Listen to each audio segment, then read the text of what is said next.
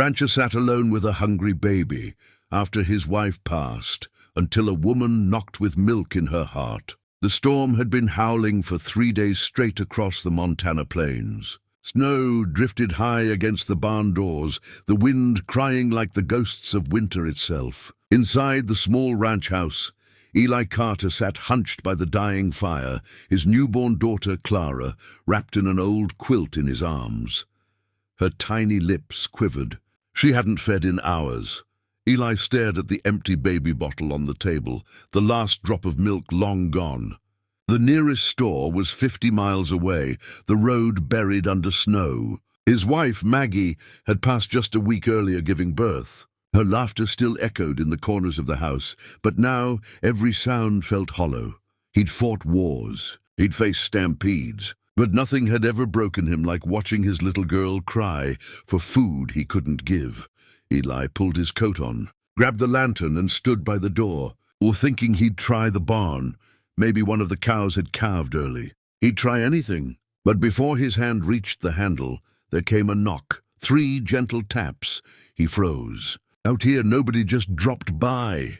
When he opened the door, the storm bit at his face, and standing there was a woman wrapped in a heavy coat, snow dusting her shoulders. She looked about his age, maybe younger, with tired eyes and a kind smile. "I saw your chimney smoke from the road," she said softly. "My truck got stuck a mile back. I was hoping for some shelter." Eli nodded quickly. "You'd better come in before you freeze." Inside, she took off her gloves and looked around. Her eyes caught the baby's soft whimpers. "Oh," she whispered, her tone shifting. "She's hungry, isn't she?" Eli sighed, voice trembling. "I've got nothing left. Maggie, my wife, she didn't make it." The woman's eyes softened, a flicker of pain crossing her face. "I'm so sorry," she said. "My name's Laura. I'm a nurse. I was driving back from a clinic up north." She walked over to the fire, crouching beside Eli. "I lost a baby last year," she said quietly. "Didn't think I'd ever hold another child again."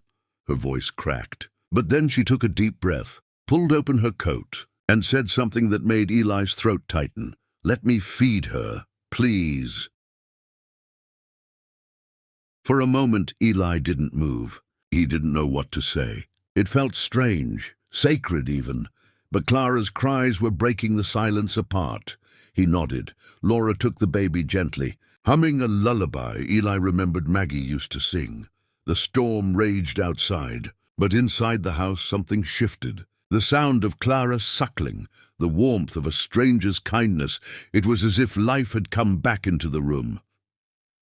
Hours passed. They talked quietly by the fire. Laura told him she'd been driving to start a new life in Wyoming, but her heart wasn't ready to leave the past behind. Eli shared how he hadn't prayed since the funeral, but tonight maybe he just did. When morning came, the storm had cleared. The sky was pale gold, the fields buried in silence. Laura helped Eli fix the stove, make coffee, and check the animals. She never knew could mend. Laura found purpose in every small act, folding Clara's tiny clothes, cooking breakfast before sunrise, helping Eli mend fences when spring came. The ranch began to breathe again. Flowers returned to the porch. The air filled once more with laughter instead of silence. Eli, though still quiet, began to smile again. He'd catch himself watching Laura from the porch as she rocked Clara to sleep beneath the cottonwood tree. There was something about her, steady, tender, and unshakably human, that reminded him that love didn't just die with loss. Sometimes it came back in the form of a stranger with a heart full of milk and mercy. One evening, months later, Eli sat at the dinner table after putting Clara to bed. The oil lamp flickered, throwing soft light over the room. Laura was washing dishes when she suddenly paused, her reflection trembling in the glass.